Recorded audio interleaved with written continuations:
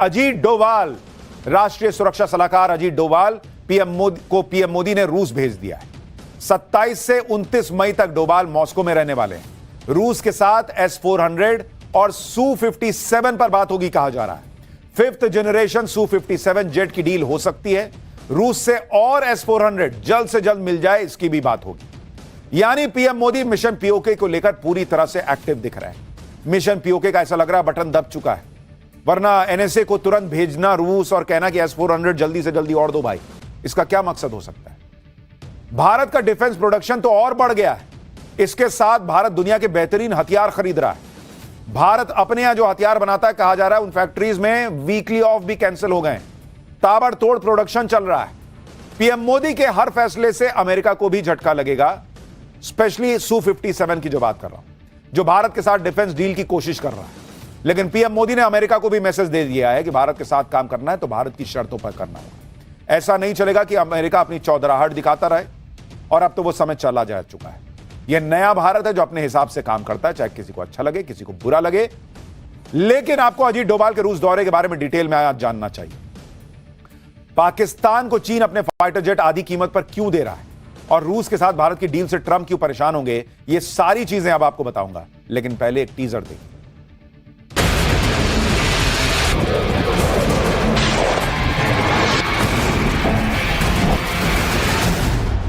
पाकिस्तान को घुटने टेकने के लिए मजबूर कर दिया।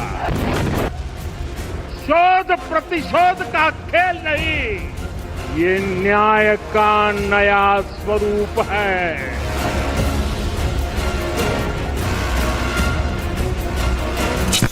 सौगंध मुझे इस मिट्टी की, मैं देश नहीं मिटने दूंगा।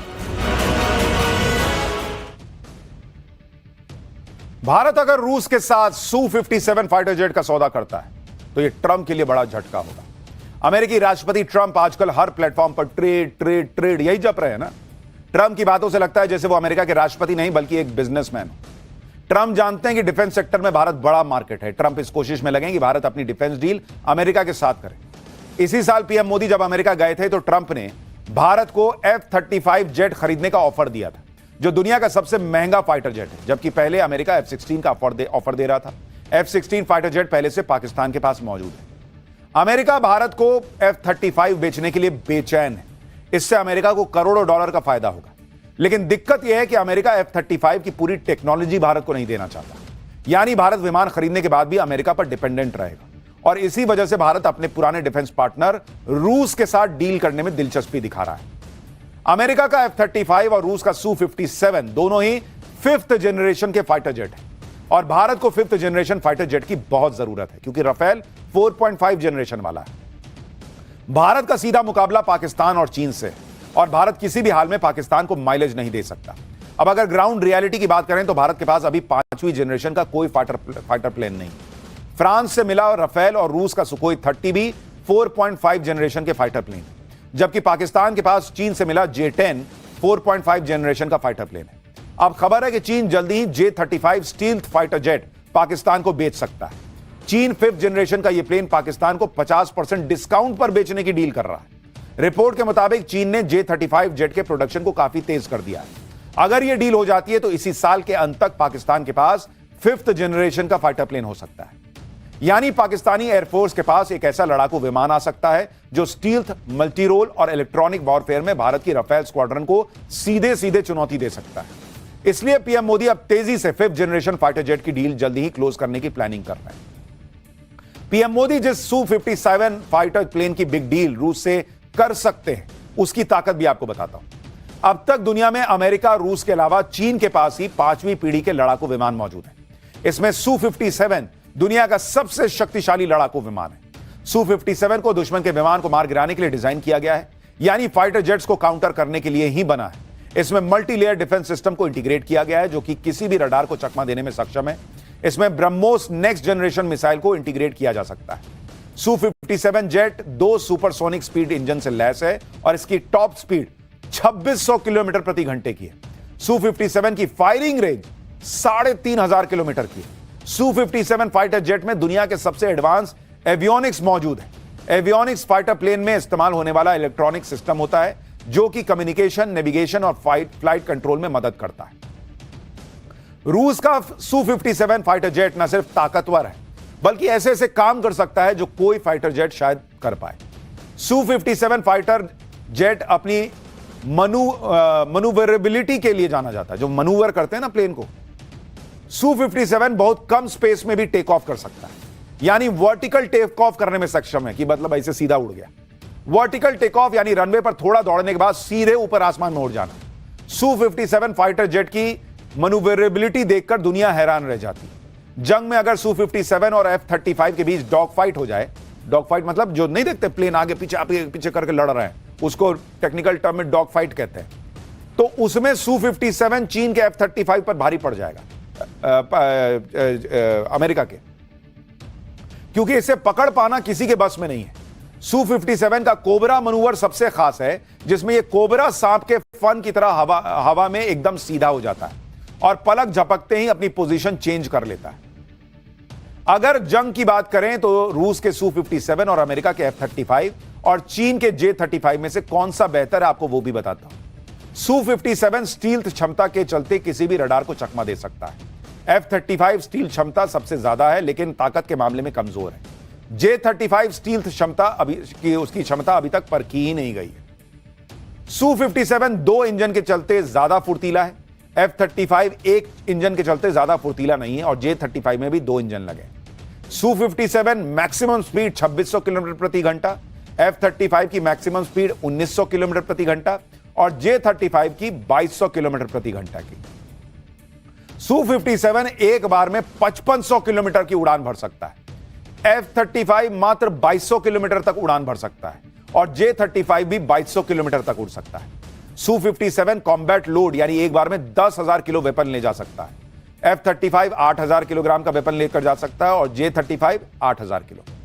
Su-57 हाइपरसोनिक मिसाइल ले जा सकता है, अंदर और बाहर मिसाइल रख सकता है। F-35 सिर्फ अंदर की तरफ मिसाइल रख सकता है। J-35 PL-15 मिसाइल से लैस है लेकिन क्षमता साबित नहीं हुई है। Su-57 एक प्लेन की कीमत 35 से 50 मिलियन डॉलर के बीच है, यानी करीब 300 से 425 करोड़ रुपए। F-35 सस्ता है, 80 से 110 मिलियन डॉलर, यानी करीब नहीं, महंगा है। उसकी कीमत जो है वो करीब करीब बैठती है 680 करोड़ रुपए से लेकर 934 करोड़ रुपए और J-35 70 मिलियन डॉलर यानी करीब 600 करोड़ रुपए का पड़ता है। यानी हवाई जंग में Su-57 चीन और अमेरिका दोनों के फाइटर जेट पर भारी पड़ेगा। अमेरिका पूरी कोशिश कर रहा है कि भारत उसका F-35 खरीद ले। इसी तरह की कोशिश अमेरिका ने एयर डिफेंस सिस्टम खरीद के समय भी की थी। भारत ने रूस का S-400 खरीदा, जिस पर अमेरिका ने बहुत ऐतराज जताया था। अमेरिका ने तो भारत पर सैंक्शन तक लगाने की धमकी दी थी, लेकिन भारत झुकता है बॉस, भारत ना झुकने वाला। और जहां तक F-35 फाइटर जेट की बात है तो यह भारत के लिए फायदे का सौदा नहीं है उतना, क्योंकि भारत के पास F-35 नहीं खरीदने की कई वजह हैं। आपको बताता हूं कि F-35 में कितनी कमियां हैं। पेंटागन और यूएस गवर्नमेंट अकाउंटेबिलिटी ऑफिस के मुताबिक F-35 बहुत ज्यादा डेटा प्रोसेस करता है, जिससे पायलट परेशान हो जाते हैं। F-35 में 65 ऑपरेशनल खामियां हैं। अमेरिका के आधे F-35 इमरजेंसी उड़ान के लायक नहीं है। F-35 डेवलपमेंट साइकिल में कंप्लीट नहीं है। इसके एवियोनिक्स में भी कई समस्याएं बताई जाती हैं। अमेरिका का F-35 करीब 12 बार क्रैश हो चुका है। मेंटेनेंस में देरी और साइबर डिफेंस की भी समस्या बताई जाती है। यानी अमेरिका भले कहे कि F-35 फाइटर जेट दुनिया का सबसे पावरफुल फाइटर जेट है, लेकिन इसकी लागत और बार बार क्रैश होने की वजह से यह सवालों के घेरे में। यह वीडियो देखिए जिसमें F-35 क्रैश होता दिख रहा है। इसी साल जनवरी में F-35 क्रैश हुआ था, जिसके बाद कॉम्बैट सिचुएशन में F-35 की सुरक्षा को लेकर सवाल खड़े होने लगे। यहां तक कि डोनाल्ड ट्रंप के करीबी और दुनिया के सबसे अमीर आदमी एलन मस्क भी F-35 पर सवाल उठा चुके हैं। मस्क ने तो इसे कबाड़ तक कह दिया था। मस्क ने अपनी पोस्ट में कहा था कि ड्रोन के दौर में कुछ बेवकूफ अभी भी F-35 जैसे विमान बना रहे हैं, जो अमेरिकी इतिहास में पैसों की बर्बादी का सबसे बड़ा उदाहरण है। F-35 कबाड़ की तरह है, इससे सिर्फ पायलट मारे जाएंगे। हालांकि ऐसा नहीं है कि F-35 में अच्छाइयां नहीं है, लेकिन उसकी कुछ कमियां भी हैं जो बताई गई। यानी अमेरिका के F-35 में समस्याएं भी हैं और शायद इसी वजह से ट्रंप ये फाइटर जेट भारत को चाहते हैं कि भारत खरीदे, कि जिससे F-35 बिक भी जाए और कुछ पैसे भी कमा लिए जाए। लेकिन पीएम मोदी जो करते हैं उसके पीछे लंबी चौड़ी प्लानिंग और रीजनिंग होती है। ऐसे ही कोई फैसला नहीं होता। आप देखिए कि भारत की ताकत बढ़ाने के लिए दुनिया का बेस्ट फाइटर जेट खरीद रहे हैं, बेस्ट डिफेंस सिस्टम खरीद रहे हैं, तो दूसरी तरफ खुद भारत में स्वदेशी डिफेंस सिस्टम को मजबूत करने पर जोर है। यह है भारत का स्वदेशी एयर डिफेंस सिस्टम कुश, जिसकी मंजूरी पीएम मोदी ने 2022 में दे दी थी। कुश एयर डिफेंस सिस्टम को प्रोजेक्ट कुश का नाम दिया गया है। इसे डीआरडीओ बना रहा है। कुश एयर डिफेंस सिस्टम S-400 जैसा ही होगा। ऑपरेशन सिंदूर के बाद प्रोजेक्ट कुश के ट्रायल की स्पीड बढ़ा दी गई है, यानी बहुत जल्द यह इंडियन एयर डिफेंस सिस्टम का अहम हिस्सा बन जाएगा। कुश एयर डिफेंस सिस्टम की खासियत क्या है वो भी बताता हूं। एक बार में 80 टारगेट को यह निशाना बना सकता है। Missile, fighter jet, drone, lightning, munition सब गिरा सकता है। कुश की अधिकतम रेंज 350 किलोमीटर है। कुश में 3 लेयर का एयर डिफेंस सिस्टम है। इसमें 3 तरह की मिसाइलें होंगी। M1 इंटरसेप्टर मिसाइल की रेंज 150 किलोमीटर है। M2 इंटरसेप्टर मिसाइल की रेंज 250 किलोमीटर है और M3 इंटरसेप्टर मिसाइल की रेंज 350 किलोमीटर है। यानी कुश एयर डिफेंस सिस्टम उसी तरह से काम करेगा जैसे रूस का S-400 करता है। स्वदेशी होने की वजह से इसकी लागत भी कम होगी।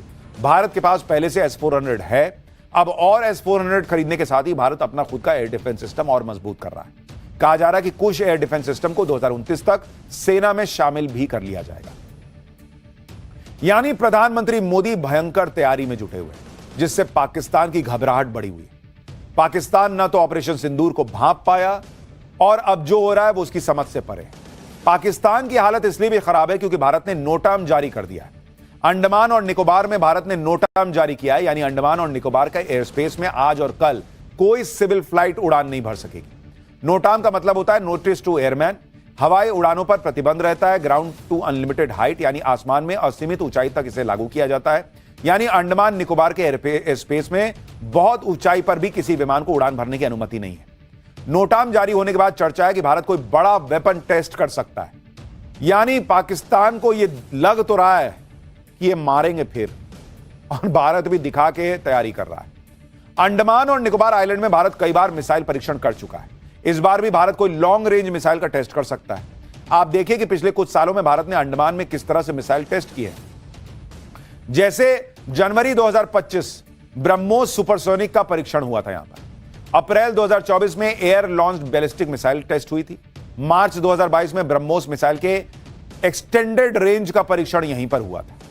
कुल मिलाकर पीएम मोदी जिस एग्रेशन और टाइम बाउंड अप्रोच के साथ काम कर रहे हैं, उससे तो लग रहा है कि कुछ बड़ा प्लान किया गया है। लगातार पीओके का जिक्र पीएम मोदी कर रहे हैं, उनके मंत्री कर रहे हैं। अब पीएम मोदी का मिशन क्या है और अब क्या शुरू होगा, यह तो कोई नहीं जानता। इतना जरूर है कि भारत की तैयारियां देखकर पाकिस्तान के होश उड़े हुए हैं। वैसे होश तो बांग्लादेश के भी उड़े हुए हैं, क्योंकि जो भी भारत से पंगा ले रहा है उसकी हालत खराब होती जा रही है।